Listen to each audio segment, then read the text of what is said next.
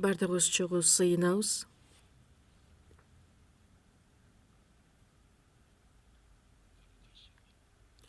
Ырайымдуу ыйык биздин Кудай Ата. Күнөөлөрүбүз жана мыйзамсыз иштерибизден Кудай өзүңүз куткарып, өзүңүздүн улуу балдарыңыз кылып, мындан аркы жашообузду бир гана сизге үмүттөнүп жашашыбыз үчүн, чындык сөзү үчүн жашашыбыз үчүн жетектегендигиңизге ыраазычылык билдиребиз. Бүгүн ушул саатта Ыйса Машаяктын ыйык каны аркылуу куткарылууга ээ болгон бир туугандардын баардыгы чогулуп, ыйыкталган адамдар чогулуп, сиздин баарлашууңузга чогулушту. Ушул саатта сиздин сөзүңүз аркылуу ар бир жүрөктөрдү бекемдеп, кайраттуулук берип, өзүңүз жардам бериңиз. Ар бир күбөлөндүрүлгөн сөз жүрөктөрүнөн орун алып, жашообузга өзгөрүүлөрдү алып келе турган, жакшы жемиштерди байлай турган, сизди даңктай турган жашоо болушу үчүн жардам бериңиз. Биздин алсыз жашообузду түшүнө тургандай кылып, бизге акылмандуулукту бериңиз. Сиздин жакшы жага турган эркиңиз эмне экендигин дагы кененирээк билишибиз үчүн биз менен чогуу болуңуз. Биздин арабызда ким кыйналып жаткан болсо, кыйынчылыктар башына түшкөн болсо, баардыгын өзүңүз билгениңизден жардам берүүңүздү суранабыз.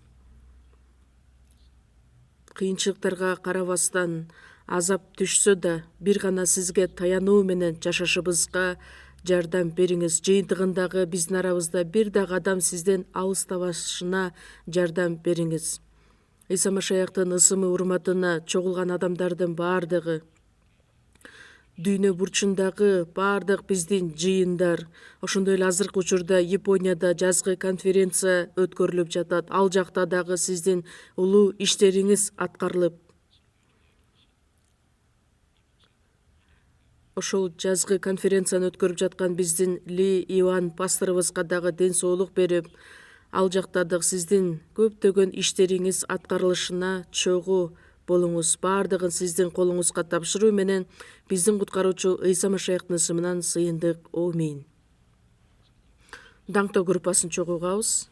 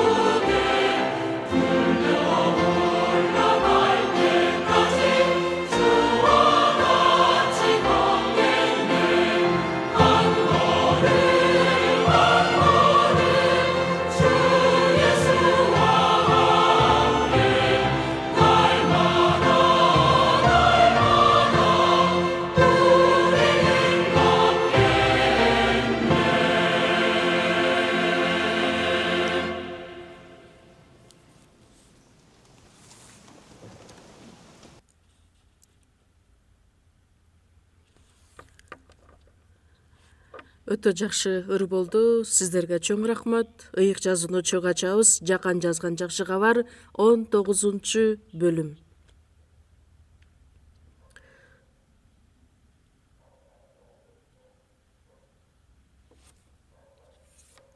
Жакан жазган жакшы кабар 19-бөлүм.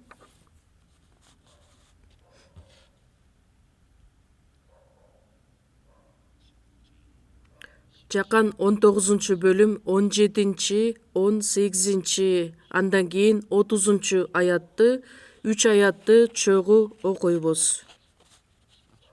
17-аят. Ыйса өзүнүн айкаш жыгачын көтөрүп, баш сөөгү деп аталган жерге жөнөдү. Бул жердин еврейче аталышы Голгофа. Аны ошол жерде айкаш жыгачка кадашты. Ыйсанын эки жагына дагы 2 адам айкаш жыгачка кадалды.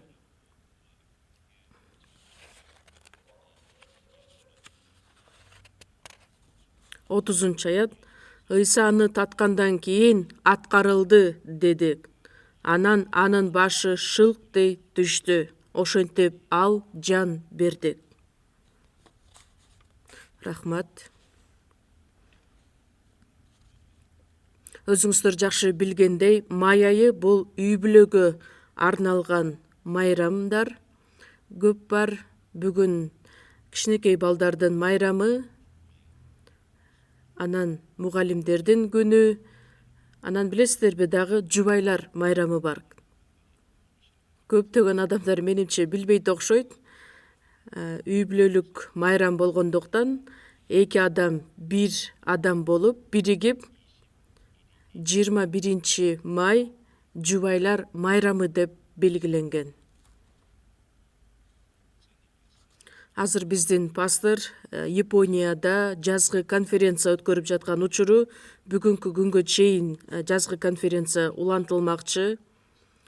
Ошол Японияда өтүп жаткан конференция үчүн дагы бардыңыз биргеликте чогуу сыйынып берсеңиздер деп суранып кетет элем.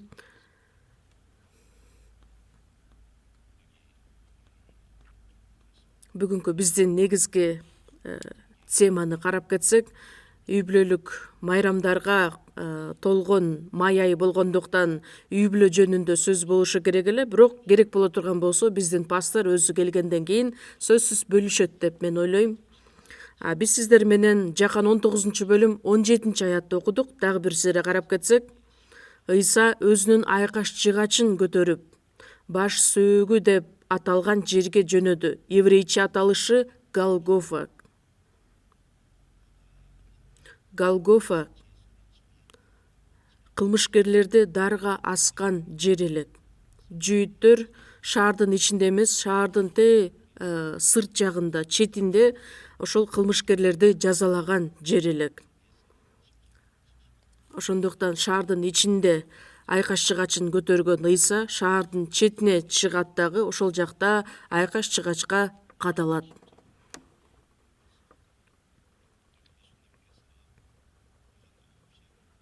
Эртең мененки саат 9-дан түштөн кийинки саат 3-кө чейин айкаш жыгачта кадалган 6 саат. Анан эң акыркы сөзү аткарылды. Андан кийин ал жан берген деп айтылат. 17-аятта Ыйса өзүнүн айкаш жыгачын көтөрүп. Бул сөзгө маани берсеңиздер, өзүнүн айкаш жыгачын деп жазылат. Ошондуктан бүгүнкү биздин темабыз өзүнүн айкаш жыгачы деп аталат. Ыйса бул дүйнөгө келгенде 33 жыл жашаган, адамдын бейнесинде бул дүйнөгө келген Ыйсанын толук жашоосун карап көрө турган болсок, баардык нерсени ал ижарага алган же болбосо убактылуу колдонгон. Жада калса, Мариямдын курсагындагы ал убактылуу колдонгон. Ыйсанын төрөлгөн учурун карай турган болсок, Бейтлехем шаарында төрөлгөн жери, жашаган жери 30 жыл бою жакыр болуп жашаган Жусуптун үй бүлөсүндө жашайт. Андан кийин Ыйсанын жашоосуна көз чаптырып көрсөк, Петердин дагы кайыгын ижарага алат, же болбосо убактылуу колдонгон. Ошол кайыктын үстүндө туруп элдерге сөз айткан. Андан сырткары Иерусалимге киреринин алдында Зайтун тоосуна барат дагы, ошол жерде уктайт. Иерусалимге кириш үчүн кодикке отуруп Иерусалимге кирет. Ошол кодикти дагы ал убактылуу алган, колдонгон. Анан эң акыркы учурунда өз шакирттери менен чогуу отурган учурда Марктын апасы Мариямдын үйүндө, ал үйдү дагы колдонгон. Баардык нерсе убактылуу болгон, бирок бир гана Ыйсага таандык нерсе бул анын айкыш жыгачы эле. Ыйса өзүнүн айкаш жыгачына кадалган. Ыйса өзүнүн айкаш жыгачын көтөрүп алгандай эле куткарылууга ээ болгон ар бирибиз айкаш жыгачыбызды көтөрө турган сөзсүз түрдө өзүбүздүн айкаш жыгачыбыз болот. Лука 14-бөлүмдө айтат: ким өзүнүн айкаш жыгачын көтөрүп менин артымдан ээрчибесе, ал мага татыктуу эмес деп. Ыйса өзүнүн айкаш жыгачын көтөргөндөй эле куткарылган адамдардын баардыгы бир да кадам калтырылбастан өзү көтөрө турган айкаш жыгачы болот. Ошол айкаш жыгачты көтөрүп Ыйса Машаяктын артынан ээрчип барышыбыз керекпиз. Айкаш деген сөз, айкаш жыгач ошол учурда каргышка кадалган адамдар эле. Мыйзамды кайталоо 21-бөлүмдө айтылат: Кудайдын алдында каргышка калган ар бир адам жыгачка асылган элек. Каргышка калган адам ошол жыгачка асылган адам. Ыйса Машаяк дагы айкаш жыгачка кадалган. Айкаш жыгач ыйык жазуунун эң негизги мааниси. Ошол эле учурда биздин ишенимибиздин негизги маңызы болгон бул айкаш жыгач. Элчи Павыл Корунттагы бир туугандарга кат жазганда 1-Корунттуктар 1-бөлүмдө айтат: жүйүттөр керемет жышаанды талап кылышкан, элиндер акылмандыкты издешкен, а биз болсо айкаш жыгачка кадалган Машаяк жөнүндө силерге жарыялайбыз. Жүйүттөр кереметтерди талап кылышкан, ошону каалашкан, элиндер философияны, акылмандыкты каалашкан. Ал эми биз болсо куткарылган адамдар. Айкаш жыгачка кадалган Ыйса Машаяк жөнүндө гана жар салабыз. 1-Корунттуктар 2-бөлүм 2-аятта да айтылат: силерге барганда айкаш жыгачка кадалган Ыйса Машаяктан башка эч нерсе айтпай эле коеюн деп чечкем, деп кошумча элчи Павыл айтат. Айкаш жыгач ыйык жазуунун эң негизги мааниси, маңызы, ыйык жазуунун эң негизги маанилүү ролду аткарган бул Ыйса Машаяк. Андан сырткары айкаш жыгач. Ыйса Машаяктын төрөлүүсү, Ыйсанын өлүмү жана көргө коюлуусу, асманга көтөрүлүүсү, Кудайдын оң жагында отуруу менен бизге арачы катары сыйынып келгени, ошонун баардыгы биз үчүн маанилүү. Алардын ичинен эң маанилүүсү бул айкаш жыгачка кадалган Ыйса Машаяк. Ыйса Машаяк айкаш жыгачта кадалбаган болсо, анда биз күнөөлөрүбүздөн арылбайт болчубуз. Айкаш жыгачтагы өлүм аткарылгандыктан бизге түбөлүк кечирим алып келди. Ошондуктан айкаш жыгач биздин руханий жашообуздун эң негизги маңызы болуп саналат. Өтө маанилүү. Бирок ишенбеген адамдар ал айкаш жыгачтын маанисин түшүнүшпөйт, айкаш жыгачтан баш тартышат, кабыл ала алышпайт. Аны эч нерсе кыла албайбыз. Ал эми куткарылган адамдар, ишенген адамдар айкаш жыгач жөнүндө жеңил ойлосо, анда биз өзүбүздү өзүбүз текшерип көрүшүбүз керек болот. Ошондуктан көптөн бери сиздер менен айкаш жыгач жөнүндө бөлүшөйүн деп жүрдүм эле, бирок сиздер менен ушул теманы сүйлөшө турган мүмкүнчүлүк бүгүн берилди мага. Балким сиздер дагы көргөн болушуңуздар керек. Кинолордо караганда ыйык кызмат кылуучулар айкаш жыгачты алат дагы анан жиндерди кууган ушундай фрагменттер көрсөтүлөт. Андан сырткары мен өзүм уккан дагы бир окуя бар.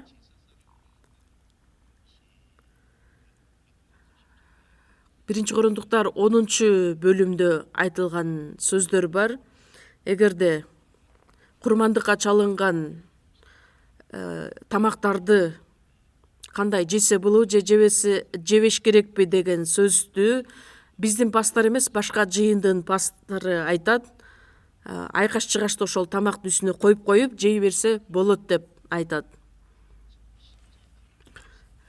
Чынында ал нерселердин бардыгы айкаш жыгачты айкел же болбосо буркан кылып алышкан, ага табынып келишкен. Байыркы келишимде чөлдө жашаган Израиль эли жезден жылан жасап дагы аны шыргыйга илип кой дейт.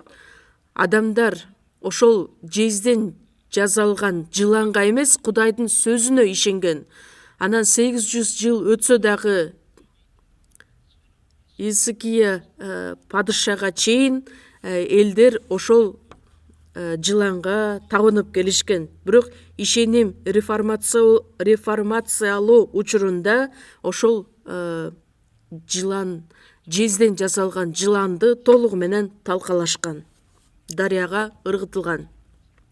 Бирок адамдар эмнегедир ошол айкаш жыгачта кандайдыр бир күч, керемет бар деп элестетишет дагы ага табынып келишет. Анан аксессуар катары айкаш жыгачты колдонушат. Мисалы үчүн цепочка, моюнга тага турган же болбосо колго тага турган шакек, же болбосо башка тага турган кандайдыр бир заколка сыяктуу. Албетте айкаш жыгач жыйында биз Кудайга, Машаякка ишенебиз деген мааниде сүрөт тартылышы мүмкүн. Биз ага каршы эмеспиз, адам мейли ошондой тагынып жүрсө дагы. Бирок айкаш жыгач кандай бизге мааниси бар, кандай тиешеси бар, ошого терең ой жүгүртүп көрүшүбүз керекпиз.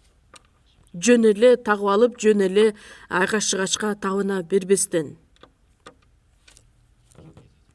Еврейлерге жазылган кат 3-бөлүм 1-аятта эмне деп айтылат? Ыйык бир туугандар, асман чакырыгынын катышуучулары, ишенимибиздин негизи болгон Ыйса Машаяк же болбосо элчи, башкы ыйык кызмат кылуучуну карагыла. Ыйса Машаяк жөнүндө биз көп ой жүгүртө турган Ыйса. Ишенимибиздин негизги объекти бул Ыйса Машаяк өзү болуп саналат. Өзгөчө маанилүү нерсе бул айкаш жыгачта кадалган Ыйса Машаяктын өлүмү. Ыйса жөнүндө ой жүгүртө турган болсок, айкаш жыгач жөнүндө ой жүгүрткөнүбүз дагы туура болот. Ошондуктан бүгүн сиздер менен биргеликте 3 теманы сүйлөшөлү деп турабыз. Биринчиси, айкаш жыгач Кудай тарабынан кандай мааниге ээ. Экинчиси, айкаш жыгач куткарылган адамдар үчүн кандай мааниге ээ. Андан сырткары, айкаш жыгач биздин жашообузда кандайча аткарылышы керек, кандайча жыйынтыктарды алып келет, кандайча өзгөрүүлөр пайда болот деген теманы чогуу ой жүгүртөлү деп турабыз. Экинчиси, куткарылган адамдардын жашоосунда, биздин жашообузда айкаш жыгач кандай ролду ойнойт? Ар дайым ойлоно турган, ар дайым ой жүгүртө турган нерсе. Биз тараптан мени куткарып алган айкаш жыгач. Экинчиси, мен өлө турган айкаш жыгач. Үчүнчүсү, мен үлгү ала турган айкаш жыгач. Төртүнчүсү, мен көтөрө турган айкаш жыгач. Айкаш жыгач бизге ушундай сабактарды берет. Ошол жөнүндө маани берип уксаңыздар, көңүлүңүздөрдү ошол нерсеге буруп, биринчиси Кудай тараптан айкаш чыгач кандай мааниге ээ, ошону карай кетели. Биринчиси, айкаш чыгач бул Кудайдын акылмандуулугу жана Кудайдын күчү. Күч жана акылмандуулукка ээ болгон Кудай адамдарды куткарып алууга мүмкүн болгон жолду бул айкаш чыгачты тандап алган. Келиңиздер анда ыйык жазуудан чогуу карай кетели. 1-Корунтуктар 1-бөлүм, Корунтуктарга жазылган 1-кат 1-бөлүм 18-аят. 1-бөлүм 18-аятты окуйбуз. Чогуу окуйбуз. Себеби айкаш чыгач жөнүндөгү сөз өлүмгө бара жаткандар үчүн акылсыздык, ал эми куткарыла турган биз үчүн Кудайдын күчү. Өлүмгө бара жаткан адамдар бул ишенбеген адамдар. Ишенбеген адамдар айкаш чыгач жөнүндөгү сөздү билишпейт, адан баш тартышат. Алар үчүн ал акылсыздык. Барк албаган нерсе. Ал эми куткарыла турган биз үчүн айкаш чыгач бул анын күчү, Кудайдын күчү болуп саналат. Андан кийин 22-ден 25-аятка чейин мен окуп берейин. Анткени жүйүттөр керемет жышаанды талап кылышат, элиндер акылмандыкты издешет. Биз болсо айкаш чыгачка кадалган Машаяк жөнүндө жарыялайбыз. Жүйүттөр үчүн бул азгырык, ал эми элиндер үчүн акылсыздык. Чакырылгандар үчүн алар жүйүт болобу, элин болобу, Машаяк бул Кудайдын күчү жана Кудайдын акылмандыгы. Анткени Кудайдын акылсызы адамдардан акылдуу, Кудайдын алсызы адамдардан күчтүү. Жүйүттөр кереметтерди талап кылышат, элиндер акылмандыкты издешет. Ошол эле жүйүттөр үчүн, элиндер үчүн айкаш чыгач акылсыздык катары болду, азгырык болду. Ал эми биз үчүн Кудайдын күчү болду. Анткени ошол айкаш чыгач аркылуу Кудай бизди куткарып алам деген. Машаяк бул Кудайдын күчү жана Кудайдын акылмандыгы.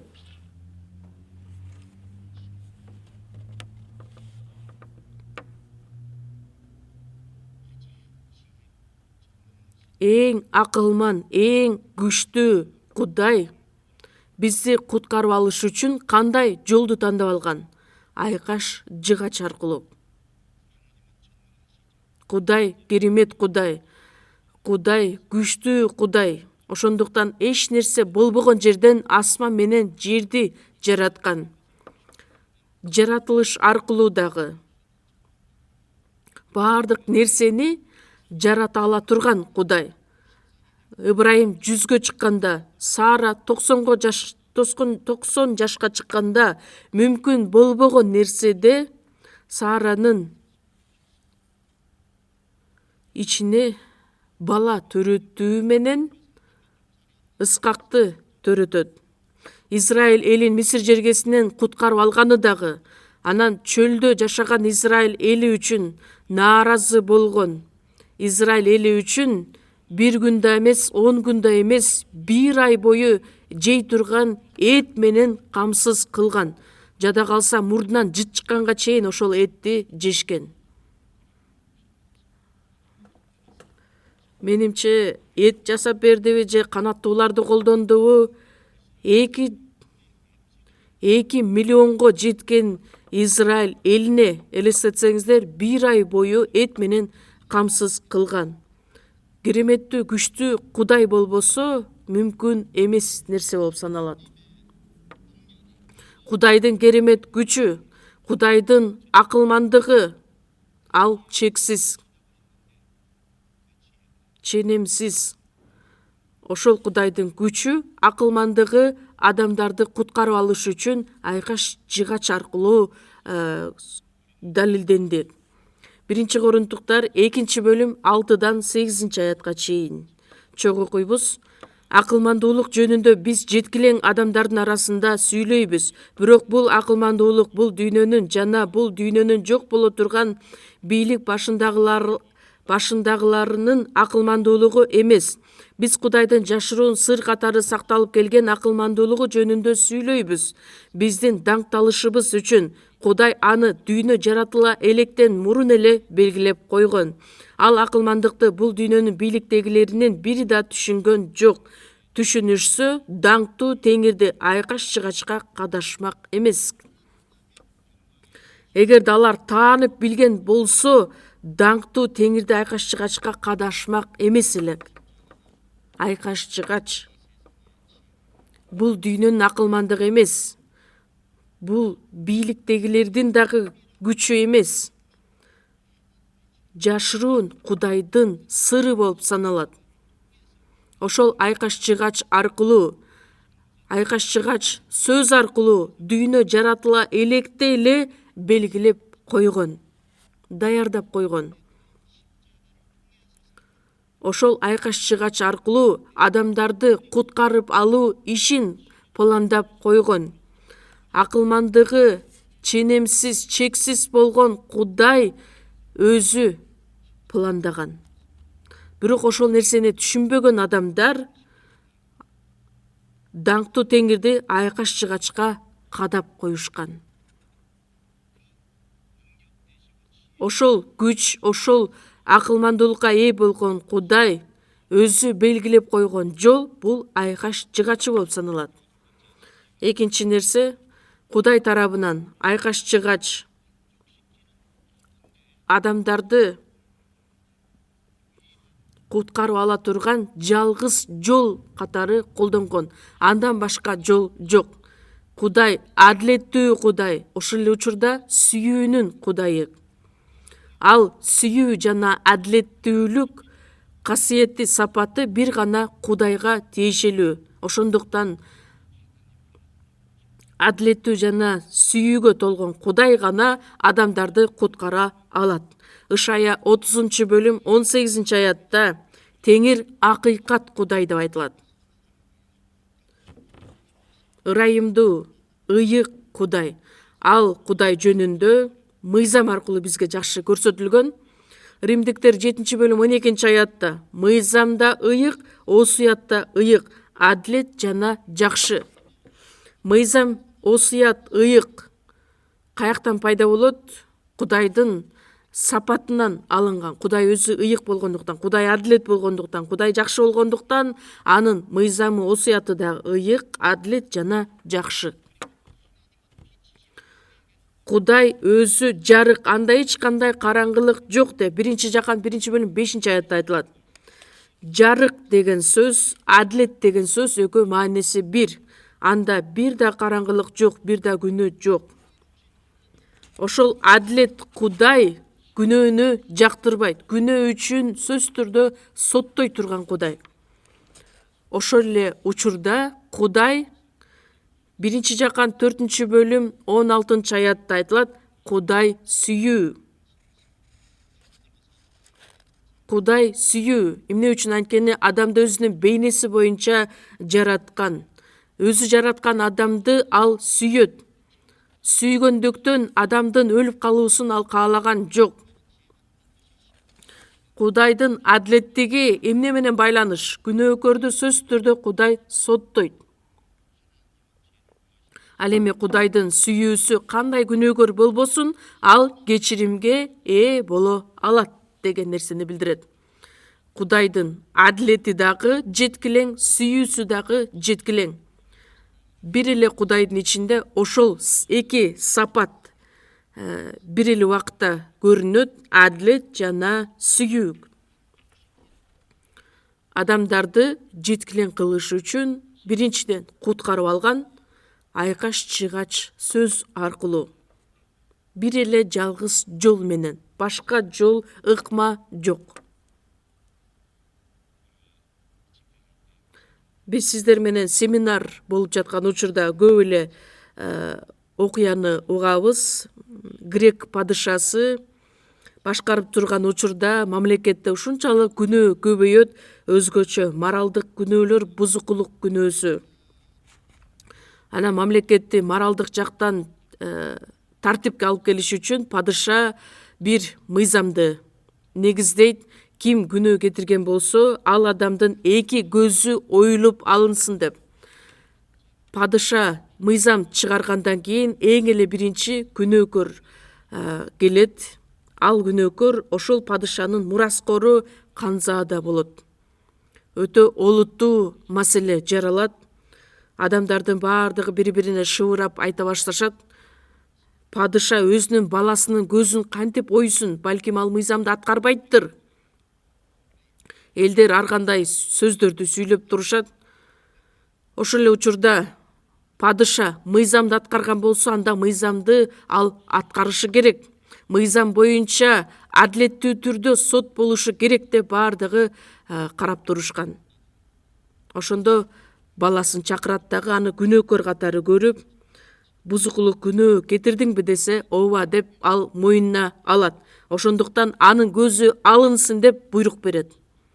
Анын кулдары барат дагы бир көзүн оюп алат. Экинчи көзүн алайын деп атканда падыша стоп дейт. Экинчи көздү меникин алгылат.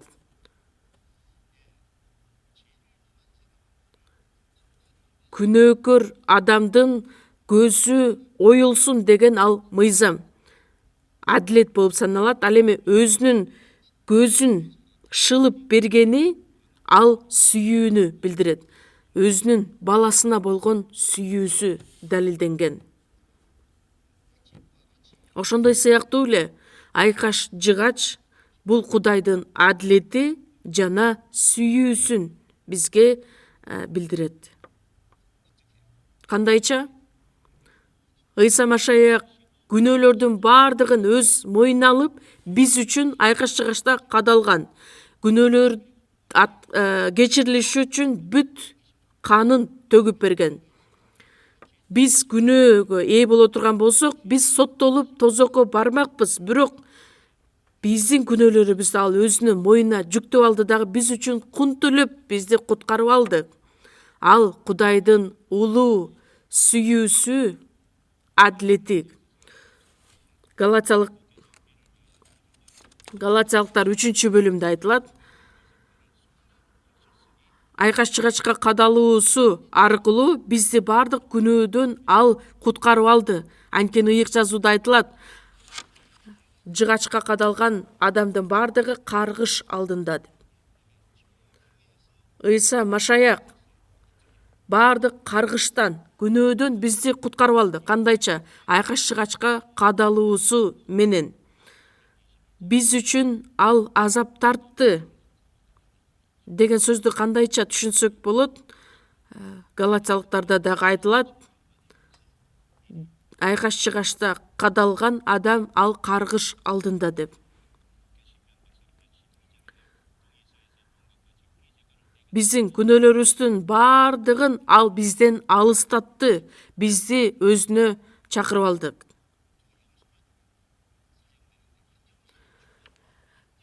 Байыркы келишимде дагы израилдыктар болсо кетирген күнөөсү үчүн эки текен алып келишет. Бирөөсү союлуп кан төгүлгөн, бирөөсү болсо алыскы талаага, чөлгө жиберилген.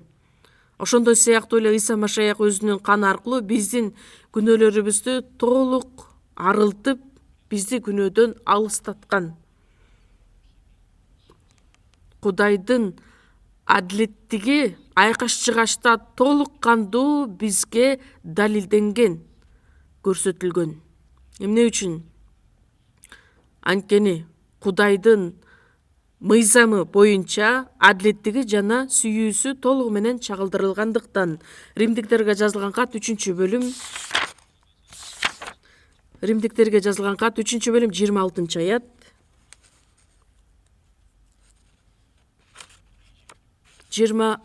аят, анан 31-аятты, 2 аятты чогуу окуйбуз. Азыркы учурда өзүнүн адилеттүүлүгүн көрсөтүү үчүн ушундай кылды. Ал Ыйсага ишенген адамга адилеттүү жана актоочу катары таанылсын. 31-аят.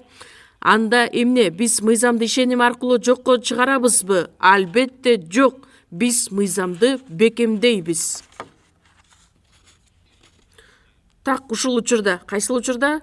2000 жыл мурун Ыйса Машаяк бул дүйнөгө келип, анын аткарган бардык иши өзүнүн адилеттүүлүгүн көрсөтүш үчүн ушундай кылды. Айкаш-чыгаштагы тарткан азабы аркылуу, биздин күнөөлөрүбүздү өз мойнуна алганы аркылуу, өзүнүн адилеттүүлүгүн көрсөтүш үчүн Кудай дагы адилет, Ыйсага ишенген адамдар дагы эми адилет болуп калышты. Ошол мааниде 31-аятта айтылат: мыйзамды ишеним аркылуу жокко чыгарабызбы? Жок. Айкаш-жыгач Кудай адилет Кудай экендигин бизге толугу менен көрсөтүп берген. Ошол эле учурда жеткилең сүйүүсүн далилдейт. Жакан 3-бөлүм 16-аятта бул дүйнөнү абдан сүйгөндүктөн Кудай өзүнүн жалгыз уулун берди. Римдиктер 5-бөлүм 5-6 аяттарда биз алсыз кезде эле белгиленген убакытта Машаяк кудайсыздар үчүн өлгөн. Кетирген күнөөбүз үчүн биз Кудай менен душман, кас болуп калган мамиледе элек. Бирок Кудай өзүнүн сүйүүсү аркылуу бизди биримдикке алып келди. Бизди тынчтык жолуна алып келди. Кудай тарабынан бизге адилет жана сүйүүсүн тартуулаш үчүн айкаш-жыгачты куткаруу жолу катары колдонгон. Дагы бир маанилүү нерсе, айкаш-жыгач шайтан менен күрөшүүдө эң жакшы жеңишке алып келген айкаш-жыгач. Руханий күрөштө эң эле чоң жеңишке жетишибиз үчүн дагы айкаш-жыгач керектелет. Кудай шайтансыз болуубузду каалайт. Ал ишти дагы Ыйса Машаяк аркылуу, Ыйса Машаяктын айкаш-жыгачка кадалуусу аркылуу аткарган. Кудай шайтанды алып салууну каалайт. Матай 25-бөлүм 41-аятта сол жагындаларга ал эмне дейт? Каргышка калгандар менин жанымдан кеткиле. Шайтан менен анын жиндер үчүн даярдалган түбөлүк отко түшкүлө. Шайтан жана анын жиндери үчүн даярдалган түбөлүк от. Шайтанды жок кылыш үчүн, шайтандын иштерин жокко чыгарыш үчүн Ыйса бул дүйнөгө келген. 1-Жакан 3-бөлүм 8-аятта Кудайдын уулу шайтандын иштерин талкалаш үчүн келген деп айтылат. Еврейлерге жазылган кат 2-бөлүм 14-аятта өзүнүн өлүмү менен өлүм бийлигине шайтанды күчүнөн ажыратыш үчүн келген. 1-Жакан 3-бөлүм 8-аятта шайтандын иштерин талкалаш үчүн келген дейт. Еврейлер 2:14-тө шайтанды күчүнөн ажыратыш үчүн Ыйса Машаяк аркылуу. Ыйса Машаяк аркылуу ошол иштерди аткарыш үчүн Кудай колдонгон. Жеңишке алып келе турган нерсе дагы айкаш-жыгач болуп саналган. Дагы бир жерде ачабыз. Колосалыктарга жазылган кат 2-бөлүм 13-аяттан баштап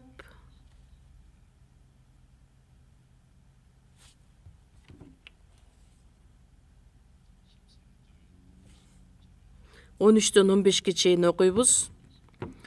Кылмыштарыңардын жана денеңердин сүннөткө отургузулбагандыгынын айынан өлүк болгон силерди да Кудай аны менен бирге тирилтти. Биздин баардык күнөөлөрүбүздү кечирди. Ал бизди айыптаган көрсөтмөлөрдөн турган кол жазманы, бизге каршы жазылган кол жазманы өчүрүп салды. Ал аны алардын арасынан алып, айкаш-чыгачка кадоо менен четтетти.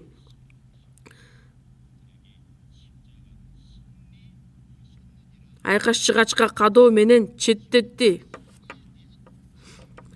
Айкаш-чыгач аркылуу жеңишке алып келди. Кандайча? 13-аятта кылмыштарыңардын жана денеңердин сүннөткө отургузулбагандайынан өлүк болгон силерди баардык күнөөлөрүбүздү дагы кечирдик. Дагы бир маанилүү нерсе бар. 15-аятта ал башчыларды жана бийликтегилерди куралсыздандырып, аларды ачык түрдө уят калтырдык. Бузулган периштени айтат. Куралсыздандырып.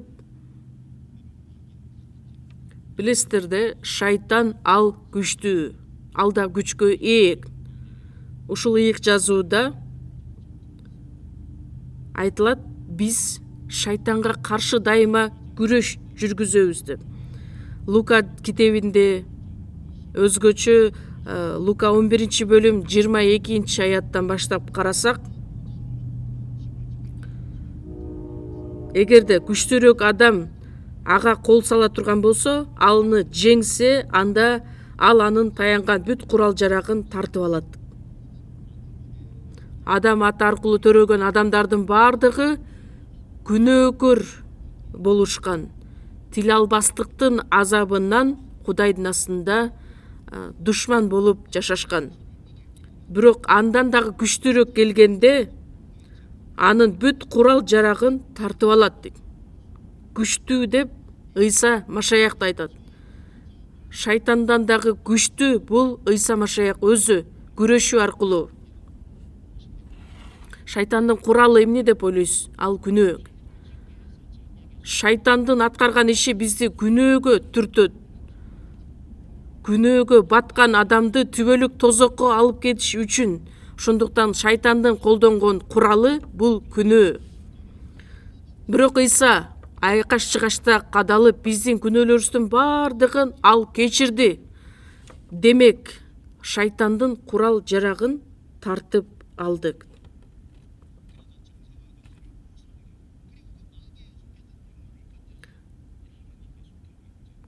Шайтандан биз толугу менен бошотулуп, Кудайга келишибиз үчүн бул дүйнө Амалкөйдүн бийлиги астында жашайт. Ал эми биз Кудайдын астында жашаган адамдардан болуп калдык.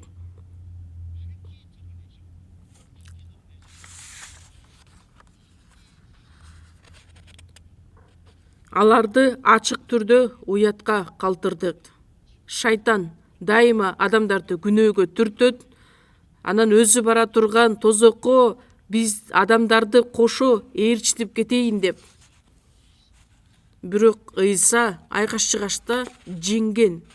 Шайтанды да жеңип чыккан. Шайтан менен болгон күрөштө дагы жеңген.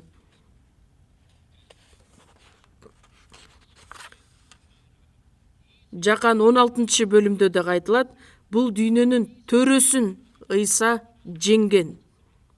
Ал соттолгон. Кайсыл жерден? Айкаш-чыгачка кадалган учурда. Ошондуктан башы жанчылган жылан сыяктуудай шайтан. Билесиздерби? Башы жанчылса деле жылан басып жүрө берет. Сойлоп жүрө берет. Шайтан адамдарды тозокко алып кетейин дейт, бирок анын үстүнөн жеңиш аткарылгандыктан эми айкаш-чыгачта кадалган Ыйса жеңишке жеткендиктен бизге толугу менен Кудай жеңишти жарыялаган. Аян китеби 20-бөлүм 10-аятта айтат, эң акырында адамдарды азгырган шайтан күйүп жаткан күкүрттүү көлгө ыргытылат. Бирок аягына чейин тил албастан шайтандын артынан ээрчиген адамдар дагы экинчи өлүм болгон түбөлүк отко ыргытылат. Ал шайтандын жана Кудайга ишенбеген адамдардын тагдыры болуп саналат. Айкаш чыгач Кудайдын акыркы жарыялаган жеңиши болуп саналат. Кудай акылмандыкка ээ жана күчкө толгон Кудай. Адамдарды куткарып алыш үчүн ошол айкаш жыгач жолун тандап алган. Адамдарга ошол акыйкат экендигин далилдеш үчүн, сүйүүнүн Кудай экендигин далилдеш үчүн айкаш жыгачты колдонгон. Айкаш жыгач шайтанды жеңип чыккан, ал дагы чоң мааниге ээ. Айкаш жыгачта баардык нерсе аткарылгандыгын билдирет. Ал эми бизге куткарылган адамдар тарабынан айкаш жыгач кандай мааниге ээ? Ошол нерсени түшүнгөндөн кийин иш жүзүндө жашообузда аткарышыбыз керекпиз. Теманы унута элексиздерби? Эч качан унутпаңыздар. Мени куткарып алган айкаш жыгач, мен өлө турган айкаш жыгач, мен үлгү ала турган айкаш жыгач, мен көтөрө турган айкаш жыгач. 2 жолу кайталадым, мындан ары да кайталай берем. Эмне үчүн кайталап жатам? Маанилүү болгондуктан, жок дегенде темасын эстеп калыңыздар деп.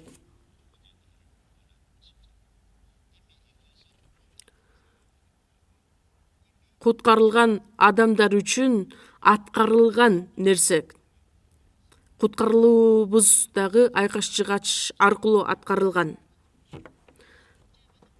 Айкаш жыгач бизге кечирим алып келген жер, түбөлүккө кечирим алып келген айкаш жыгач. Биз туура түшүнүшүбүз керекпиз. Биздин толук болгон нерсебизди эсибизден баардыгын алып салды деген эмес.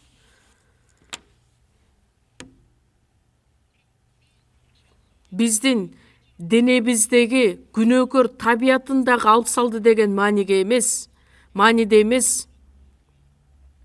Биздин ичибиздеги жашаган Ыйса Машаяктын төккөн каны бизди баардык күнөөдөн арылтты. Бирок күнөөкөр табияты дагы деле бизде бар. Күнөө үчүн боло турган жазадан бизди толугу менен ал куткарып алды деген мааниде. Мени күнөөдөн бөлүп өзүнө чакырып алды. Толугу менен бизди күнөөдөн арылтты.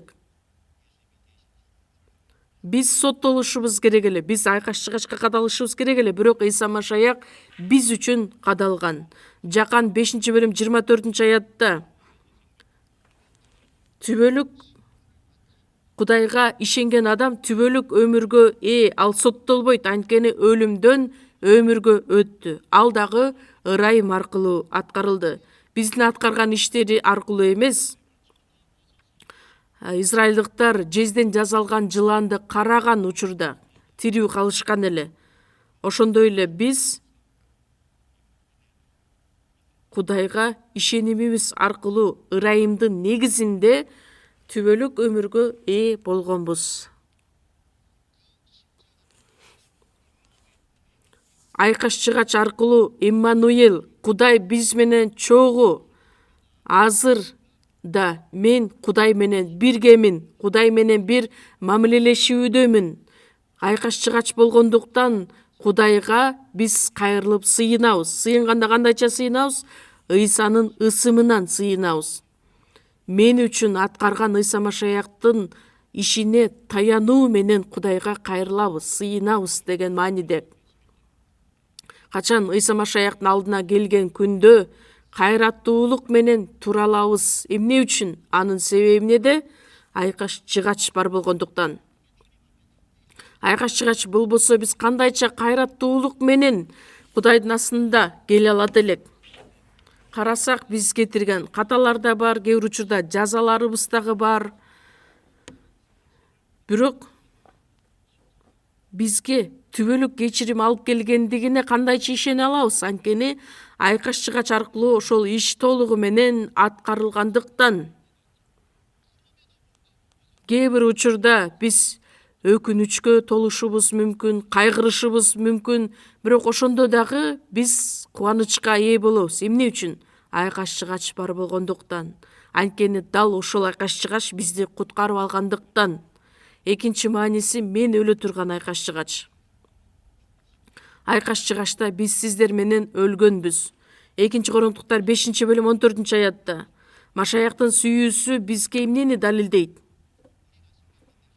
Бирөө бардыгы үчүн өлдү, демек бардыгы өлүштү деп ойлогон бизди ошентүүгө милдеттендирет. Кудайдын сүйүүсү бир Ыйса аркылуу бардык күнөөлөрдү арылтуу менен, бир адамдын өлүшү менен, Ыйса Машаяктын өлүмү менен бардыгы өлдү деп Кудай кабыл алды. Биз өлгөн адамдарбыз. Ошол эле учурда биз тирилгенбиз. Аны жакшы түшүндүргөн нерсе бул сууга чөмүлдүрүлүү. Сууга чөмүлдүрүлгөн учурда биз Машаяк менен бирге өлгөнбүз. Суудан чыкканда өлүм менен эле бүтүп калбастан Ыйса тирилген. Ыйсанын тирилүүсү аркылуу мен дагы тирилдим, жаңы адам болдум. Жаңы адам катары эми мындан ары жашайм деген биздин күбөлөндүрүү сөзүбүз. Бирөө бардыгы үчүн өлдү, демек бардыгы өлүштү. Биз руханий жашоодо өлгөнбүз. Ошол эле учурда Машаяк менен бирге тирилген адамдарбыз. Өлгөн учурубуз болгон, тирилген учурубуз дагы бар. Ошол нерсени өтө жакшы түшүндүргөн нерсе бул Римдиктерге 6-бөлүм айтып берет. Римдиктерге жазылган кат 6-бөлүмдү чогуу ачабыз. Римдиктерге 6-бөлүм 3-аяттан баштап окуйбуз.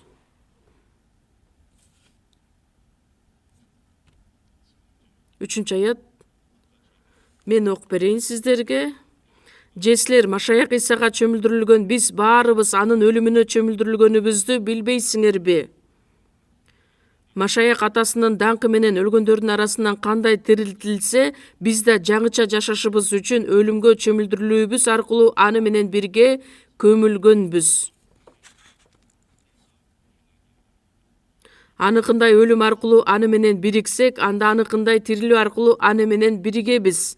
Анткени күнөөкөр табиятыбыз жок болушу үчүн, мындан ары күнөөнүн кулдары болбошубуз үчүн эски табиятыбыз Машаяк менен бирге айкаш чыгачка керилгенин билебиз.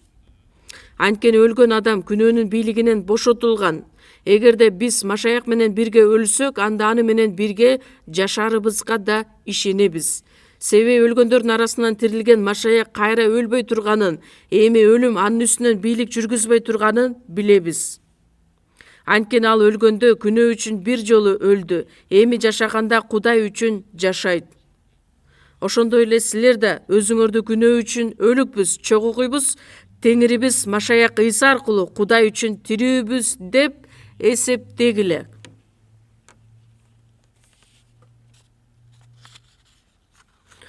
Бул жерде маанилүү сөздөр айтылат. Биз эсибизге тута турган бир сөз бар. Кандайча сөздөр деп ойлойсуздар? Бул биригүү. Кыска бул бир нече аяттардын ичинен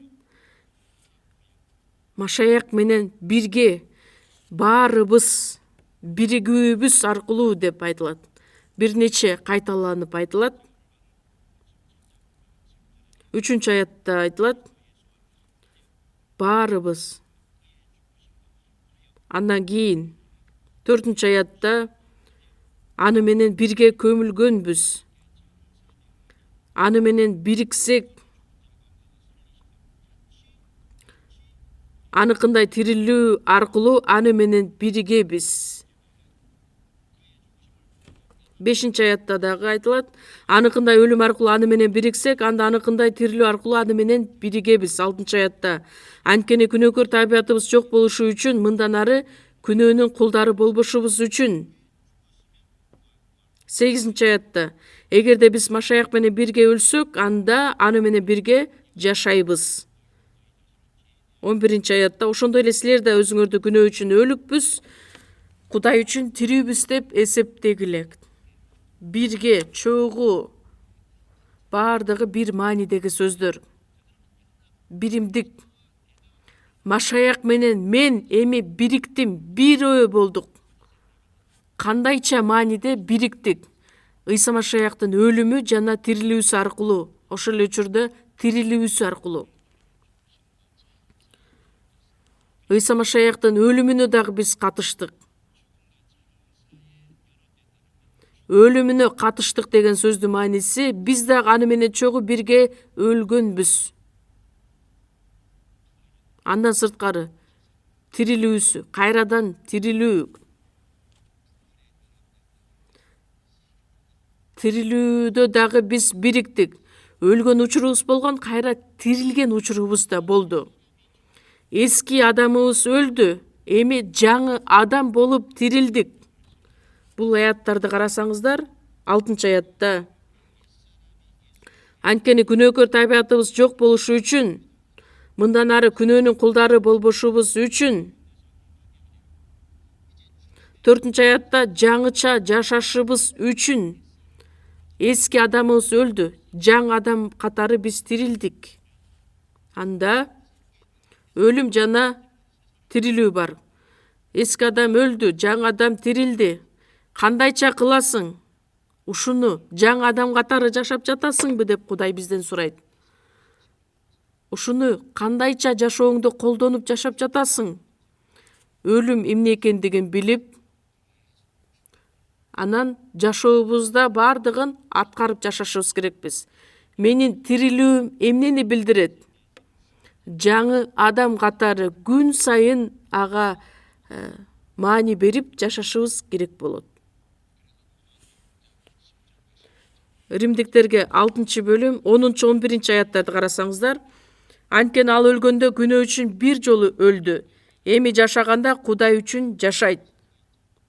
Өлүмү жана тирилүүсү бар.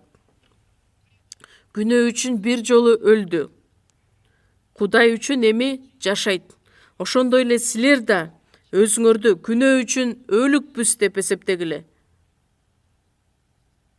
Теңирибиз Ыйса Машаяк аркылуу Кудай үчүн тирүүбүз. Бир адам мындайча айтат, туура эмес түшүнүп алгандыктан ушул аятты куткарылган учурда күнөөлөрдүн баардыгы кечирилгендиктен, биздин күнөөлөрүбүз түбөлүккө кечирилген, ошондуктан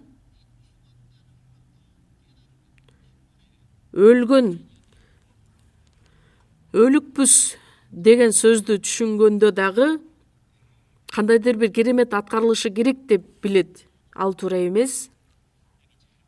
Жакшылап карасаңыздар, 11-аятта эң акырында айтат, эсептегиле. Эсептегиле деген азыркы учур чактагы сөз айтылат. Өткөнкү чак эмес, учур чак. Азыркы учурда күн сайын ошентип эсептеп жашагыла дейт Кудай.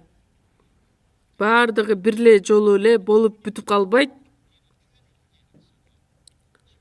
10-аятта ал өлгөндө күнөө үчүн бир жолу өлдү. Бир жолу өлдү. Ыйса Машаяк бир жолу өлүп, бизди күнөөлөрдөн арылтты. 11-аятта бизге тиешелүү сөздөр бир жолу деген сөз айтылбайт. 11-аятты карасаңыздар, күнөө үчүн өлүкпүз. Бир жолу өлдүкпү же жөн эле өлүкпүзбү? Теңир күнөөлөр үчүн бир жолу өлдү. Ал эми биз сиздер менен жашообузда күн сайын күнөө үчүн өлүкпүз деп эсептеп жашагылат. Ар бир учурда, ар бир заматта күнөөлөрдү өлтүрүп жашашыбыз керекпиз. Ошондуктан учур чактагы сөз колдонгон, эсептегиле деп.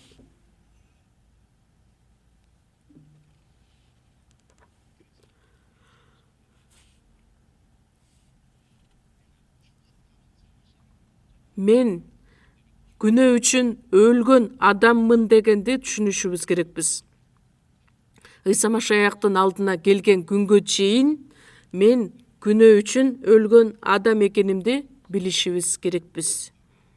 Мисалы үчүн мүрзөгө бара турган болсок, көптөгөн өлүк адамдардын сөөгү жатат. Ошол жерге барып, аларды азгырып көрүңүздөр, бир сөздөрдү айтып көрүңүздөр, эч бир реакция болбойт. Ошондой сыяктуу эле бул дүйнө бизди азгырса, күнөө бизди азгырса, биздин ач көздүгүбүз, биздин жашообуз азгыра турган болсо, биз өзүбүзгө эмнени эсибизге салышыбыз керекпиз? Сен айкаш-чыгашта күнөө үчүн өлгөн адамсың. Күнөө үчүн өлгөн болсоң, эмне үчүн кайра күнөөгө батып жашайт экенсиң? Өлгөн болсоң, эмне үчүн кайра өзүң үчүн жашайсың? Күн сайын өзүбүзгө эсибизге салып турушубуз керекпиз. Ошол айкаш-чыгач сөзүн өз жашообузда аткарып жашаганыбыз болуп саналат. Анткени айкаш-чыгач мен күн сайын күнөө үчүн өлгөн адаммын деген нерсени бизге түшүндүрүп берет. Биринчиси күнөө үчүн, экинчиси дүйнө үчүн, үчүнчүсү өзүбүз үчүн. Куткарылгандан кийин деле күнөөкөр табияты биздин ичибизде болгондуктан, күнөө болгон учурда биз өзүбүзгө эскертип турушубуз керекпиз. Мен күнөө үчүн өлгөн адаммын деп.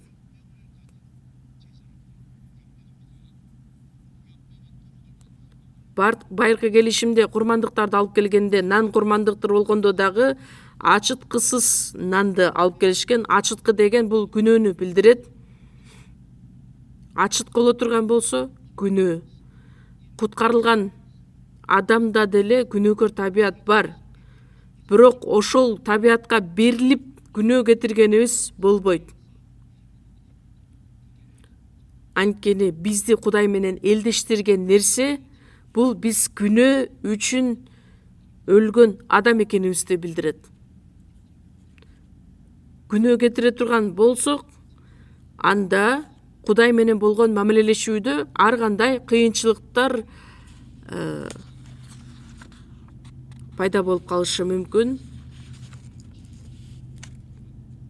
Мындайча калың китеп жазылган, окуганга өтө эле кыйын.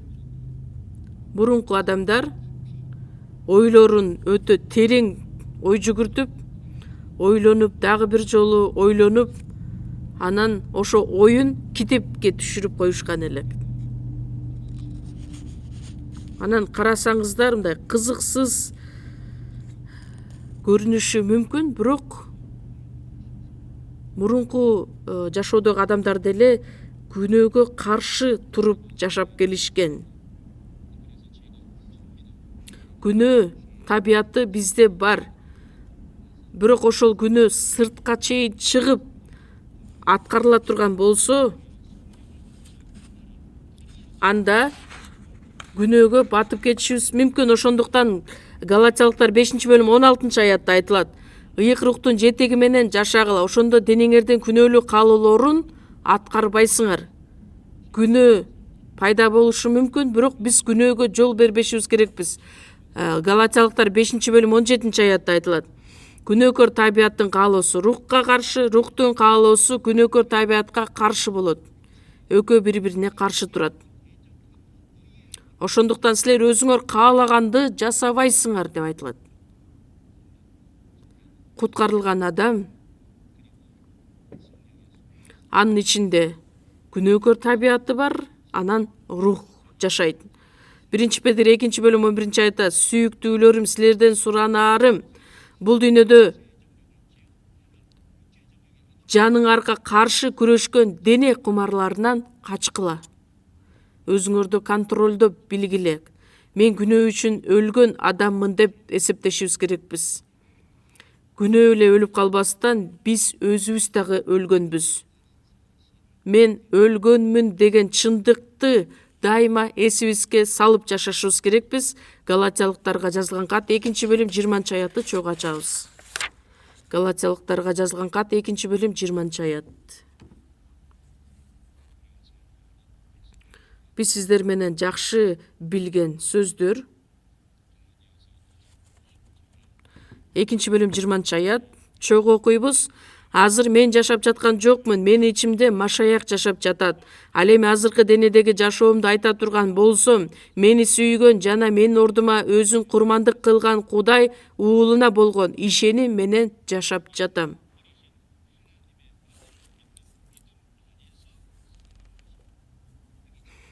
Жакшылап карасаңыздар бул аятты, менин күнөөм айкаш-чыгашта кадалды деген сөздө эмес, менин күнөөлөрүм дагы айкаш-чыгашта кадалган. Андан сырткары мен дагы айкаш-чыгашта машаяк менен чогуу өлгөнмүн. Менин оюм, менин текеберленген ойлорум, менин кандайдыр бир планым, менин кандайдыр бир каалоом, тилегим, ошолордун баардыгы Ыйса машаяк айкаш-чыгашка кадалган учурда эски адамым толугу менен айкаш-чыгашка чогуу кадалган эле. Эми мен өзүм үчүн эмес, машаяк үчүн жашап жатам. Денедеги жашоом машаяк үчүн болот. Менин жашоомдун кожоюну Кудай өзү болду. Ошондуктан мени сүйгөн, менин ордума өзүн курмандык кылган Кудай уулуна болгон ишеним менен жашап жатабыз. Кээ бир адамдар айтат, мына Теңир бар, анан мен бармын, экөөбүз деп. Анан Кудай болуп, мен жок болуп кетишим керек деп, 1 - 1 барабар 1 болот деп ошону далилдеп келишет. Бирок Кудай айтат, жок, биз толугу менен өлүп калган жокпуз, биз машаяк менен тирилген адамдарбыз. Бирок биздин кожоюнубуз катары Теңир. Теңирге баш ийүү менен жашайбыз. Менин оюм, менин тилегим, менин каалоом, баардык нерсе Кудайга жакпаган боло турган болсо, анын баардыгын биз өлтүрүшүбүз керекпиз. Адан арылышыбыз керекпиз. Анан ошондуктан бир тууган, эмне үчүн сиз өзүңүз эле кылайын деп жатасыз деп биз бир сөздөрдү угушубуз мүмкүнбүз. Эч нерсе кылбай эле жөн эле отура бергиле деген эмес. Тескерисинче кызмат кылгыла, аракет жумшагыла. Бирок Теңирдин ичинде. Кудайдын астында күнөө үчүн өлгөнбүз, Теңир үчүн тирилгенбиз. Ошондуктан денеге байланыш болгон баардык нерседен арылышыбыз керекпиз. Жыйынтыгында өзүбүзгө эч кандай тиешеси жок, же болбосо Кудайга жакпаган бир нерселерди сураганыбыз туура эмес. Жеремия 45-бөлүм 5-аятта айтылат, сен болсо өзүңө чоң нерсени сурап жатасың, сурабагын деп. Жеремия пайгамбар аркылуу Варух деп аталган адамга айтылган эле. Ошол учурда Иерусалим Вавилония аркылуу талкалана турган учуру келген эле. Ошол учурда падыша Кудайга кайрылып сурайт, сен болсо өзүңө чоң нерсени сурап жатасың, аны сурабагын дейт. Кудайга эч бир тиешеси жок, Кудайга жакпаган бир каалооңор барбы? Анда аны жок кылышыбыз керекпиз. Анткени биз күнөө үчүн өлгөн адамдарбыз. Галатиялыктар 5-бөлүмдү чогуу ачабыз. Галатиялыктарга жазылган кат 5-бөлүм 24-аят. 5-бөлүм 24-тө окуйбуз. Чогуу машаяк Ыйсага тиешелүү болгондор өздөрүнүн күнөөкөр табиятын, кумардануулары жана күнөөлүү каалоолору менен бирге айкаш-чыгачка кадашкан. Айкаш-чыгачка кадашкан, башкача сөз менен өлүшкөн. Биздин күнөөлүү каалоолорубуз, күнөөкөр табиятыбыз баардыгы өлгөн, айкаш-чыгачка кадалган. Күн сайын ошону биз өзүбүзгө эскертип жашашыбыз керекпиз. Күн сайын ар бир заматта, ар бир убакытта. Бул дүйнө үчүн дагы биз өлгөнбүз. Галатиялыктар 6-бөлүм 14-аятты дагы окуйбуз. Чогуу мен болсо Теңирибиз Ыйса Машаяктын айкаш жыгачынан башка эч нерсе менен мактангым келбейт. Мен бул дүйнө үчүн, бул дүйнө мен үчүн айкаш жыгачка кадалган. Бул аяттарды жакшылап карасаңыздар, мен Ыйса Машаяктын айкаш жыгачынан башка эч нерсе менен мактана албайм. Биздин ишенимибиздин баардыгы айкаш жыгач менен түздөн түз байланышы бар болгондуктан, ошондуктан айкаш жыгач бизге өтө керемет нерсени айтып жатат.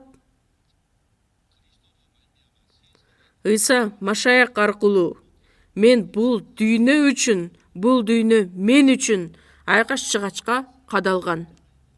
Дүйнө дагы мен үчүн айкаш жыгачка кадалган эле, мен үчүн өлгөн эле. Бул дүйнө мындан ары биздин үстүбүздөн бийлик жүргүзө албайт. Эмне үчүн? Анткени биз бул дүйнөдөн айырмаланып Кудайга өткөн адамдарбыз. Башка бир дагы нерсе биздин үстүбүздөн эми үстөмдүк кыла албайт. Анткени бул дүйнөдөгү болгон нерсенин баардыгы аба төрөсү, же болбосо амал көйдүн бийлиги астында турат. Биз дагы бул дүйнөгө үмүттөнүп жашай албайбыз. Бир мисал келтирип кетейин. Кызыл деңиз учурунда Израиль эли Мисир жергесинен куткарылып, ошол Кызыл деңизден өтүшөт. Ал эми Египет, Мисир фараону өз аскерлери менен анын артынан ээрчип жөнөшөт. Кызыл деңиз сууга чөмүлдүрүүнү символдойт. Сууга чөмүлдүрүлгөн Израиль эли эми чөлгө өткөн Израиль элинин үстүнөн Мисир эли кайрадан үстөмдүк кыла алышпайт. Ошондуктан Израиль эли дагы кайрадан Мисир жергесине таянып, үмүттөнүп жашай алышпайт. Анан Израиль эли чөлдө 40 жыл жашап, кайра эле Мисир жергесине үмүттөнүп, биз Мисир жергесинде жашаганда эт да жечү элек, аякта жакшы тамак да бар эле деп нааразы болуп башташкан. Биз пияз да жегенбиз, жусай да жегенбиз деп, анын баардыгы чөп болуп саналат. Жашылча. Ал эми Кудай өзү жетектеп Канаан жергесине чейин алып баргандыгы да керемет. Ошондуктан Мисир жергеси менен Израиль элди толугу менен экиге бөлүп койгон. Кайрадан Мисир жергесине кайтпасын, ага үмүттөнбөсүн деп. Ошондой сыяктуу эле бизди бул дүйнөдөн Кудай ажыратты, бөлүп койду. Бул дүйнө үчүн, күнөө үчүн өлүк адамдарсыңар деп. Күнөө үчүн, дүйнө үчүн, өзүбүз үчүн биз өлгөн адамдарбыз. Айкаш жыгач дал ошону бизге үйрөтөт. Дүйнө үчүн, күнөө үчүн мен өлгөн адаммын. Өзүмдүн каалоом үчүн, өзүмдүн күнөөкөр табиятым үчүн дагы өлгөн адаммын. Ошондуктан элчи Павыл дагы айтат: күн сайын денемди жеңип чыгуу менен күнөө үчүн өлгөн адам экенимди эсептейм. Элчи Павыл күн сайын өзүнүн денесин багындыруу менен Кудайга жаккан жашоодо жашаган. 4-чү мааниси мен үлгү ала турган айкаш жыгач. Ыйса биздин куткаруучубуз, биздин теңирибиз. Кудай бизди куткарып алуу менен Ыйса Машаяктын мүнөзүнө ээ болгула дейт. Элчи Павыл Галатиялыктар 4-бөлүм 19-аятта айтат: балдарым, силерге айтаарым, Машаяк силерден көрүнгөнгө чейин кайрадан толгоо азабын тартамын. Биз куткарылышыбыз үчүн дагы азап тарткан эле. Эми биз өзгөрүлгөнгө чейин Машаяктын мүнөзү биздин жашоодо болушу үчүн дагы, Машаякка окшош болушубуз үчүн дагы баардык жагынан азап тартууга даярмын. Эфестиктер китебинде дагы айтылат, ар дайым, ар бир күнү баардык жагынан Ыйса Машаякка толук кандуу окшош болушубуз үчүн аракет кылышыбыз керекпиз. Пасторларга окшош болушубуз үчүн эмес, башка бир туугандарга окшош болушубуз үчүн эмес, биздин негизги максатыбыз баардык жашообузда Машаякка окшош болуу, Машаяктан үлгү алуубуз. Айкаш Чыгаш дал ошол нерсени бизге ачып берет.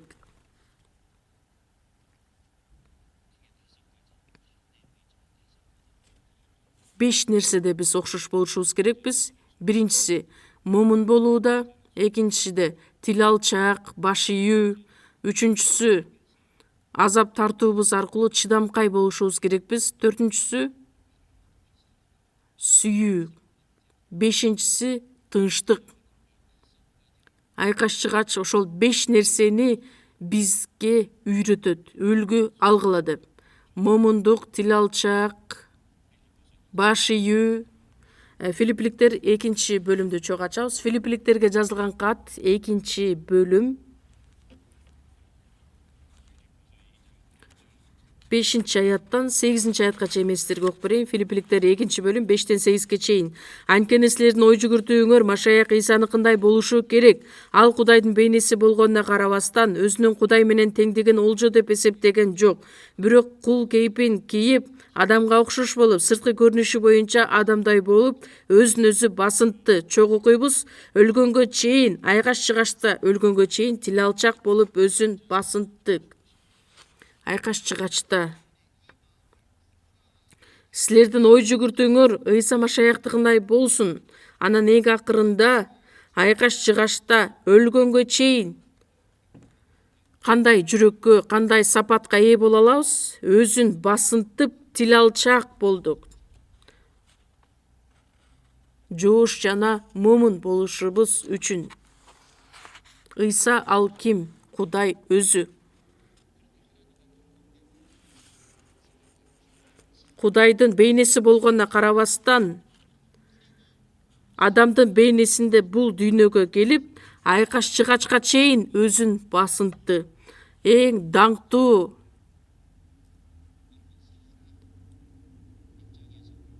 адамдык көз караш менен караганда, мисалы үчүн адам өтө бийик жерде туруп, андан кийин ылдый түшүп кете турган болсо, төмөнгө түшүп кете турган болсо, ал үчүн жаман болот. Ал эми Кудай тескерисинче эң бийик жерден эң төмөн жерге чейин келип өзүн басынтты. Анан ушунчалык момун болгон Кудайга салыштырмалуу биз өтө эле текебер экенибизди жакшы түшүнүшүбүз керекпиз. Теңир бул дүйнөгө келгенде өтө жакшы келбетте келгенге дагы мүмкүн эле, бирок Ыйсада бир дагы көрк жок эле деп айтылат.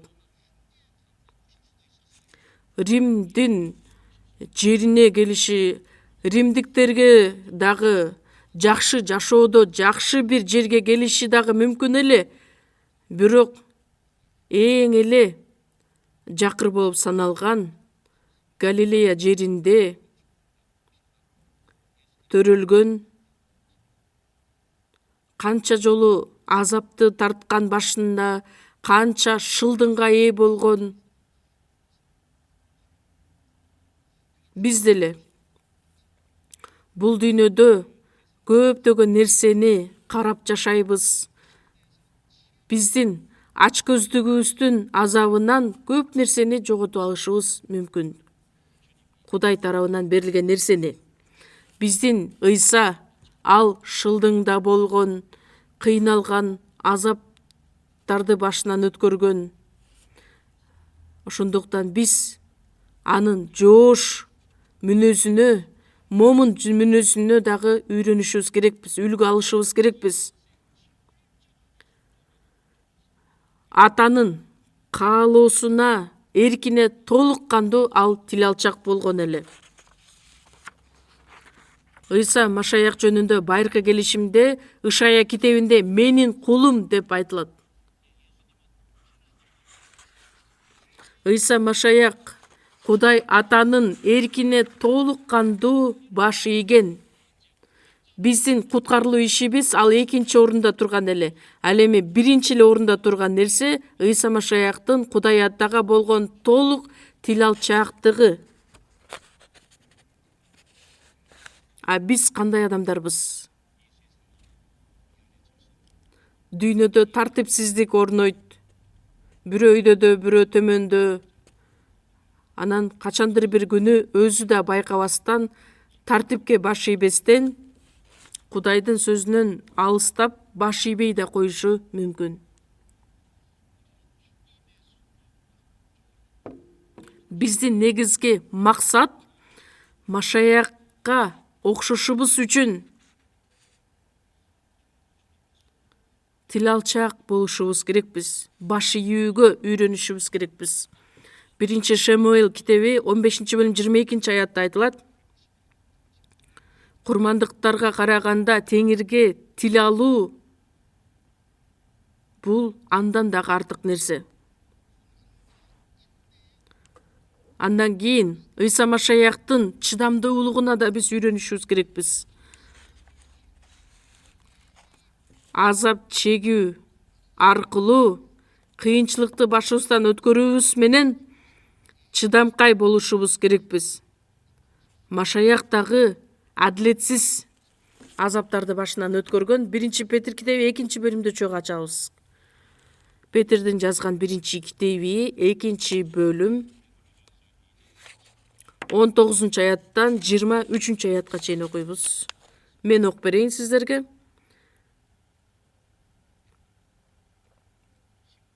19 аят. Анткени ким адилетсиз эле жерден азап тартып жатса, бирок ошол азапты Теңири үчүн көтөрө билсе, бул Кудайга жагат. Эгерде силер кылмыш кылып, ошон үчүн сабаганга чыдап жатсаңар, мунун эмнеси мактаарлык? Бирок силер жакшы иш кылып жатып, азап чегип жатсаңар, жана ошого чыдап жатсаңар, анда бул Кудайга жагат. Анткени силер ушуга чакырылгансыңар. Себеби Машаяк да биз үчүн азап тарткан, анын изи менен басышыбыз үчүн ал бизге үлгү калтырып кеткен. Ал эч кандай күнөө кылган эмес, анын оозунан бир да кошомат сөз чыккан эмес.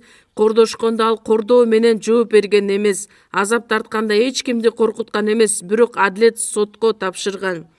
Күнөөдөн арылып, адил жашашыбыз үчүн ал биздин күнөөлөрүбүздү өзүнүн денеси менен жыгачка көтөрүп чыкты. Силер анын жарааты менен айыктыңар. Бул аяттарды карасаңыздар, 21 аятта силер үчүн Машаяк азап тарткан, бизге үлгү калтырып кеткен. Эми биз анын артынан басышыбыз үчүн, анын издери менен басышыбыз үчүн адилетсиз келе турган азаптарда адамдардын жанын куткарып алыш үчүн жакшы ишти аткарып жатканда ар кандай азаптар келиши мүмкүн. Аны кордошту, бирок ага каршы эч кандай жооп да берген эмес, азап тартканда эч кимди коркуткан эмес. Бир гана соттоочу Кудайга тапшырган. Биздин жашообузда дагы адилетсиз азаптар келиши мүмкүн. Ошого нааразы болуп, аны далилдеп отуруунун дагы кереги жок. Мен андан өч алышым керек деген.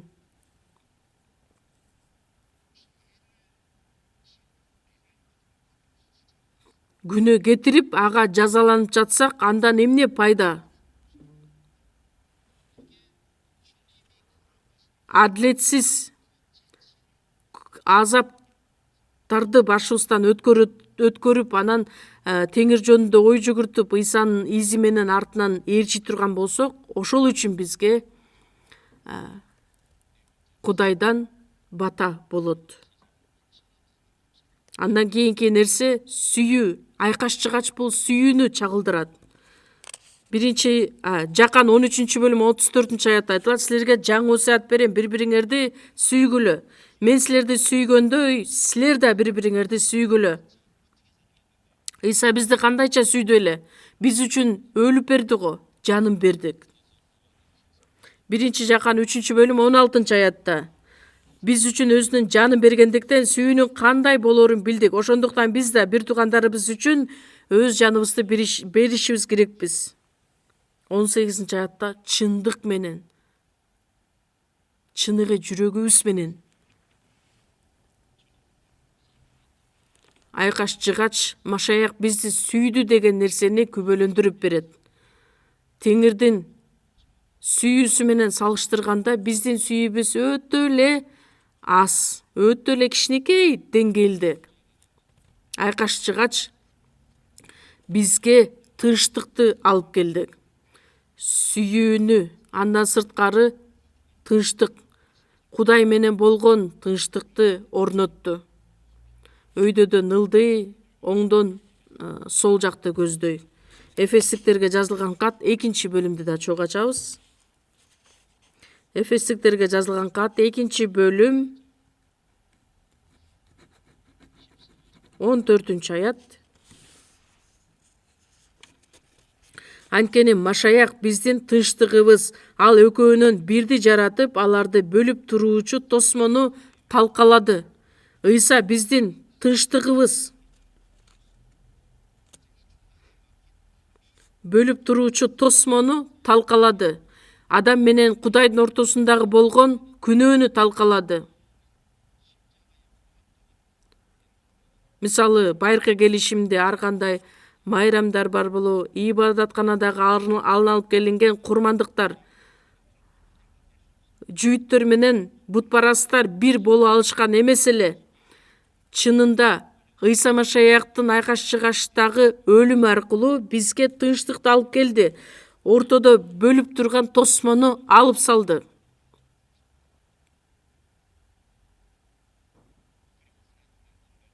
Адам менен Кудайдын ортосундагы тосмону алып салды.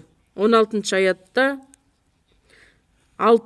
муну ал тынчтык орнотуп, экөөнүн өзүнө бир жаңы адамды жаратыш үчүн душмандыкты айкаш жыгачта жок кылып, айкаш жыгач аркылуу экөөнү бир денеде Кудай менен элдештириш үчүн кылды. Ал келип алыс болгон силерге жана жакын болгон аларга тынчтыкты жар салды.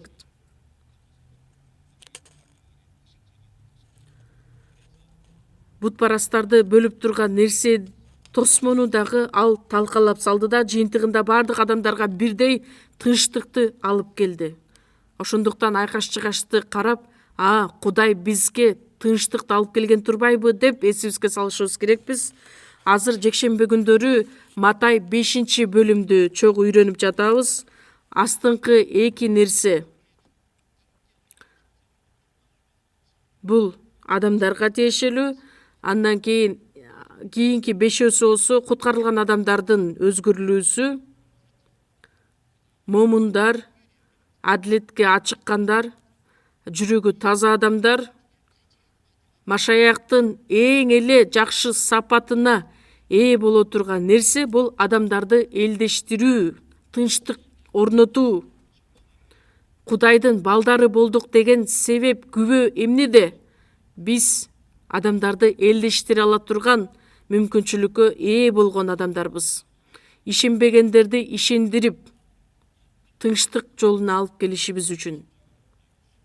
Айкаш жыгач бизди тынчтыкта болгула, элдештиргиле деген сөздү үйрөтөт. Момунсуздарбы?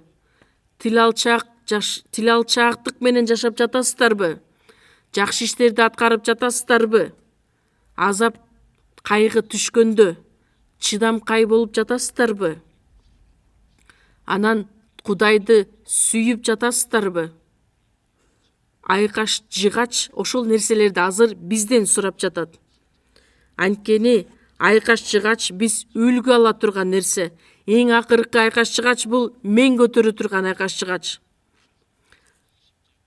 Ыйса өзүнүн айкаш чыгачын көтөрүп,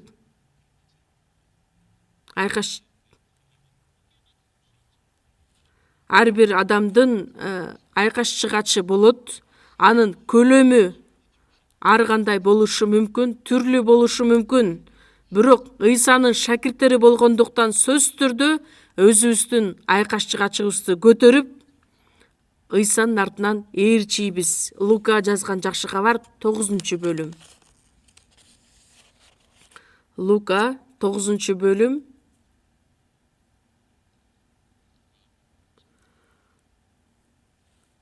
Лука 9-бөлүм 23-аят. Чогуу окуйбуз. Ыйса бардыгына кайрылып, ким менин артымдан ээрчигиси келсе, өзүнөн баш тартсын жана күн сайын өзүнүн айкаш чыгачын алып, менин артымдан ээрчисин. Ким бир адамга гана тиешелүү сөз эмес, бардык кандай адам болбосун, менин артымдан ээрчигиси келсе, өзүнөн баш тартсын, күн сайын өзүнүн айкаш чыгачын алып, менин артымдан ээрчисин. Биринчиден өзүнөн баш тартсын. Буга чейин айтып кеткендей, өзүнөн баш тартуу мен өлө турган айкаш чыгач, менин текебердигим, менин ойлогон оюм, максатым, каалоом, күнөө табиятым бардыгынан күн сайын өзүнүн айкаш чыгачын алып, ар бир адам көтөрө турган өзүнүн айкаш чыгачы болот. Күнөө менен байланыш айкаш чыгач. Ошол айкаш чыгачты алып, менин артымдан ээрчисин. Анын оордугу, көлөмү башка болушу мүмкүн. Бирок ар бирибиздин айкаш чыгачыбыз бар. Айкаш чыгач бул биздин ыңгай жашообузду, оңой нерселерди түшүндүргөн жок. Анткени айкаш чыгач бул кайгы, азапты билдирет. Ошолорду башыбыздан өткөрүшүбүз үчүн ал кыйын нерсе. 14-бөлүмдө чогуу ачабыз. Лука 14-бөлүм 26-аят. 14-бөлүм 26-аят Лука китеби. 26-ны чогуу окуйбуз. Ким мага келип, бирок ата-энесин, аялын, балдарын, ага-инилерин, эже карындаштарын жана өз өмүрүн менден артык көрсө, ал менин шакиртим боло албайт. Ким өзүнүн айкаш чыгачын алып, менин артымдан ээрчибесе, ал менин шакиртим боло албайт. Кимдин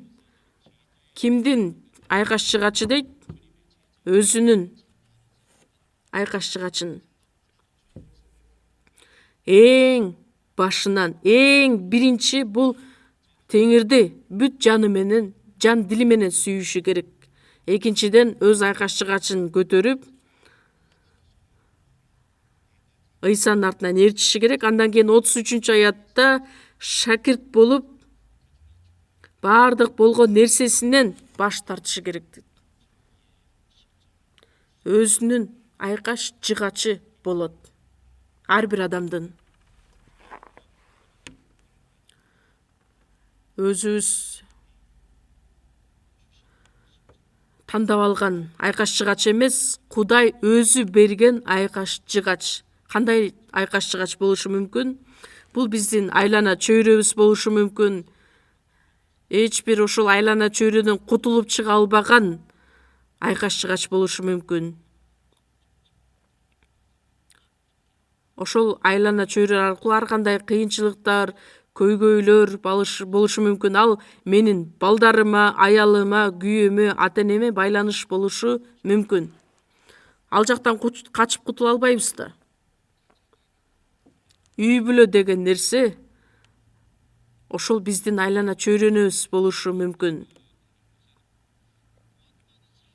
Айкаш чыгач, куткарылган адамдардын айкаш чыгачы ишенбегендер тарабынан келинген бизге куугунтуктар дагы болушу мүмкүн. Биз Кудайга таандык адамдарбыз. Анан дал Кудай өзү ар бир адамга белгилеп койгон айкаш чыгач болот. Жеремия пайгамбар, Жеремиянын ыйы 3 бөлүм 27 аятта айтат: жаш кезимде моюнтурук көтөргөнүм жакшы болду. Кыйынчылыкка карабастан өзүнүн кызматын аягына чейин алып жүргөн эле. Өзүнүн кызматы дагы айкаш жыгачы болушу мүмкүн. Эң эле маанилүү айкаш жыгач бул жакшы кабардын жыйынтыгында азаптарды башыбыздан өткөргөнүбүз. Айкаш жыгач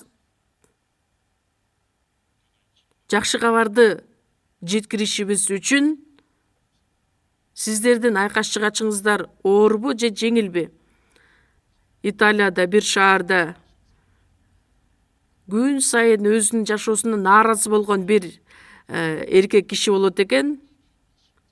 Эмне үчүн менин айкаш жыгачым ушунчалык оор, кыйын деп ал күнүгө эле суроо бере берет. Анан күндөрдүн биринде ал түш көрөт. Түшүндө Кудайдын астына келип: мен айкаш жыгачымды Кудай которуп бер, өзгөртүп бер, жеңил айкаш жыгачка өзгөртүп бер деп кайрылат. Анан түшүндө Кудай ага келет, ал адамды ээрчитип бир чоң талаага алып барат. Ал жака барса, ар түрлүү айкаш жыгачтар турат. Көлөмү башка, салмагы башка. Ошол айкаш жыгачтардын ичинен өзүңө каалаган, өзүңө жага турган айкаш жыгачтын бирөөсүн тандап ал, сага мүмкүнчүлүк берейин. Анан ошолордун баардыгын аралап өтөт дагы. Анан өзүнө жакшы көрүнгөн, жеңил катары көрүнгөн айкаш жыгачты таап алса, анын досунун аты жазылып туруптур. Жок, досунукун тартып алсам болбойт деп, анан дагы издеп баштайт. Анан эң эле кичинекей, эң эле жеңил деп эсептеген айкаш жыгачты тандап алса, ал жакта өзүнүн ысымы жазылган экен. Чындыгында өзү өтө эле оңой, өтө эле жеңил айкаш жыгачты көтөрүп бараткан экен, бирок өзү ушунчалык кыйын, оор деп эсептеп алган. Айкаш жыгач мен өлүшүм керек деген нерсени үйрөтөт. Мен айкаш жыгач аркылуу үлгү алышым керек деген нерсени үйрөтөт. Анан ошол айкаш жыгачты мен өзүм көтөрүп барышым керек деген нерсеге үйрөтөт. Жыйынтыгында Кудайдын күчүн көрсөтө ала турган айкаш жыгач. Мындайча сөз бар: азап кайгы батаны алып келе ала турган жол деп.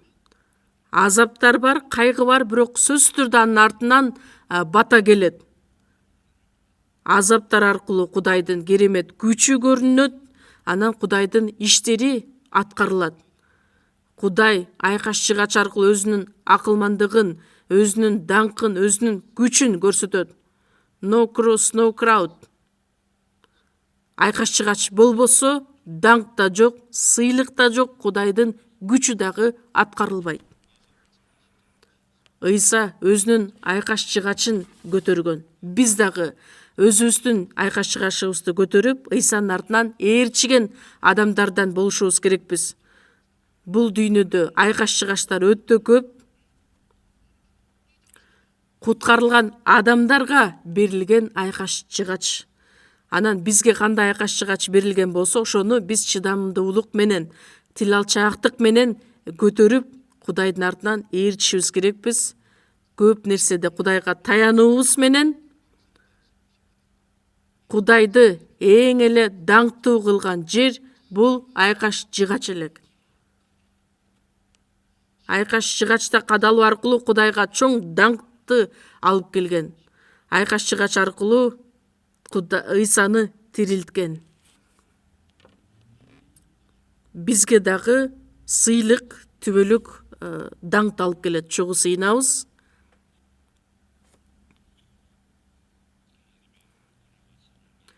Сүйүүгө жана ырайымыңызга Кудай ыраазыбыз.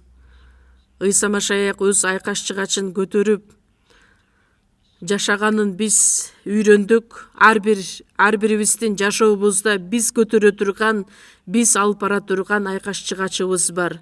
Ошондуктан аны жеңил, сизге таянуу менен көтөрүшүбүз үчүн жардам бериңиз. Ар бир ишибизде сизди даңктап жашай тургандай бололу. Кийинки боло турган семинарда дагы бизге жардам берип, көптөгөн адамдар куткарылып калышына, жакшы кабар үчүн ар бирибиз айкаш чыгачты көтөрүүгө даяр болуубузга жардам бериңиз. Ыйса Машаяктын ысымынан сыйындык. Аминь.